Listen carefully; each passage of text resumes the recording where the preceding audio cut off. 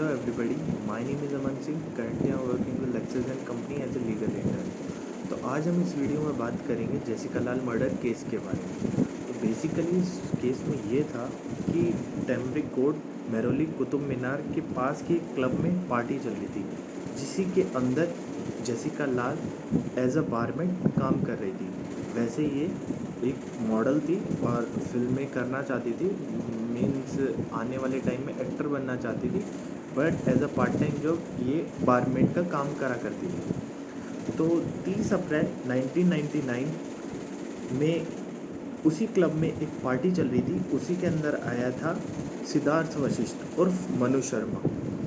तो बेसिकली हुआ क्या था कि रात के 12:30 बज रहे थे, सुबह के 12:30 को कुछ भी एज़ यूजुअल पार्टी ख़त्म होने का टाइम हो रहा था, क्लब बंद होने का टाइम हो रहा था, तो सारा ड्रिंक्स वगैरह सब ख़त्म हो गया था और 350 गेस्ट की गैदरिंग थी।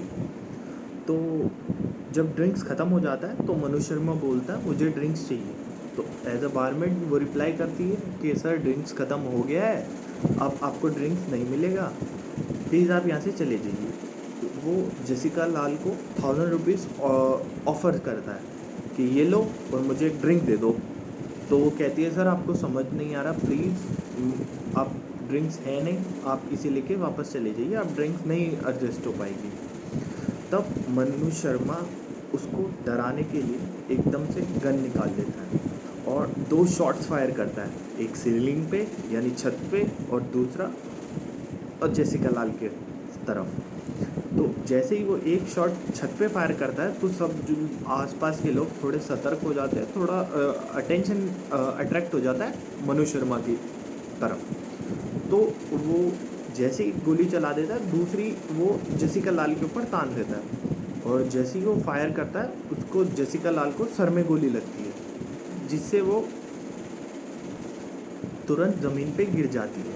तभी सिद्धार्थ वशिष्ठ उर्फ मनु शर्मा उसी टाइम अपने 3 दोस्त के साथ अमरदीप सिंह, विकास यादव, आलोक यादव, इन तीनों के साथ वो वहाँ से भाग जाता है और तभी तुरंत उसके जेसिका लाल के फ्रेंड्स जेसिका को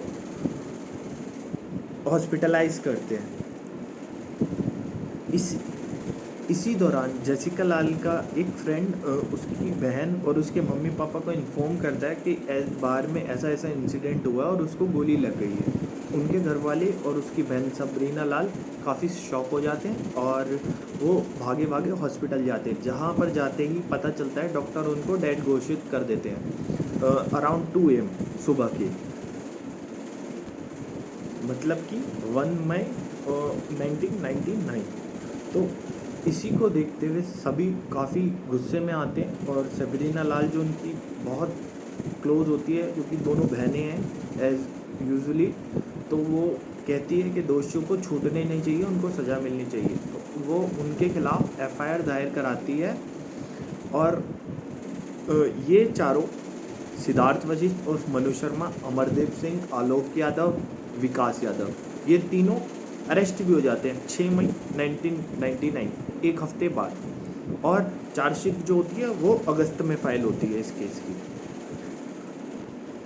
यहाँ पर देखना यह है कि जो विकास यादव था मनु शर्मा का दोस्त, वो भी काफ़ी एक पॉलिटिशियंस की फैमिली से बिलोंग करता था और मनीष शर्मा तो खुद भी एक MP का बेटा था। उसके जो पापा थे मनु शर्मा के, वो कांग्रेस के काफ़ी अच्छे इन्फ्लुएंसर थे और मेंबर ऑफ पार्लियामेंट भी थे। तो हालांकि बात तो सही है, सारे फ्रेंड सर्कल काफ़ी अच्छा था और काफ़ी अच्छी फैमिली से बिलोंग करते थे, इसीलिए केस काफ़ी हाई प्रोफाइल रहा और उस टाइम की काफ़ी सुर्खियों में भी रहा था। तब जब इस केस में पुलिस ने थोड़ी जांच पड़ताल आगे करी और उस जाहिर सी बात है उस पार्टी में जो आई विटनेसेस थे उनसे ही पूछा जाएगा, तो 300 प्लस आई विटनेसेस थे, उन सबसे पूछा तो 300 के 300 ने सब ने एक ही बयान दिया कि हम 12 बजे वहाँ से निकल गए थे, जबकि सब ऑलरेडी वहाँ मौजूद थे। काफ़ी पुरानी बात है, CCTV कैमरा हुआ नहीं करते थे और जो एक आधे होते थे वो गेट पे होते थे, वो भी खराब। तो सब ने यही बोला कि 12 बजे मैं वहाँ से निकल गया था, 10:30 बजे निकल गया था, 11 बजे निकल गया था, क्योंकि भाई पॉलिटिशियंस का लड़का है, कौन क्यों किसी के बीच में आए।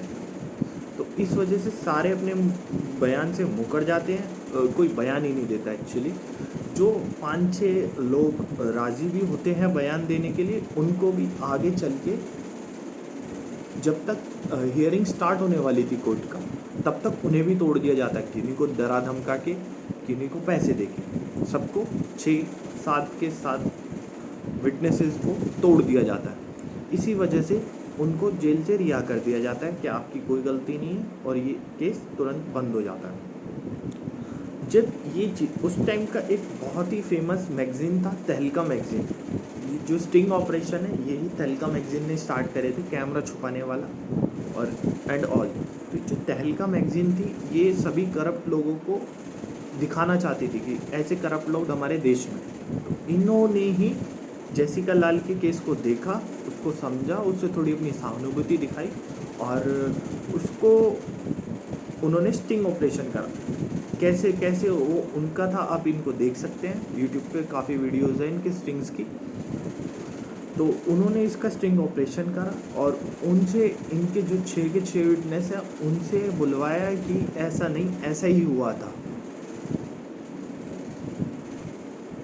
जेसिका लाल को मनु शर्मा ने ही गोली मारी थी, ऐसा तहलका मैगज़ीन ने ऑन कैमरा दिखाया। और ये सब काफ़ी टीवी पे भी चला था, एनडीटीवी पे भी काफ़ी चला था, ये डेली सुबह शाम ये वीडियोस दिखाई जा रही थी। यही देखते हुए केस को रीओपन होना पड़ा, और काफ़ी जाहिर सी बात है, ओपन एंड शट केस था, इसके आई विटनेसेस भी थे। अब तो उन्होंने ऑन कैमरा बोल दिया, अब वो मुकर सकते नहीं बात से, तो उनको कोर्ट में जाके भी सेम गवाही देनी पड़ी। और इसी की वजह से 20 दिसंबर 2006, यानी कि 6 साल बाद, 7 साल बाद, मनु शर्मा और उसके दोस्तों को सज़ा मिली।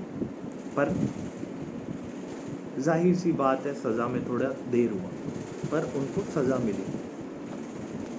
तो यही था इस केस में, काफ़ी ओपन एंड शट केस था, बस थोड़े पॉलिटिकल पावर की वजह से और फैमिली बैकग्राउंड की वजह से जो क्रिमिनल्स थे वो बच रहे थे, बट वो बाद में पकड़े गए।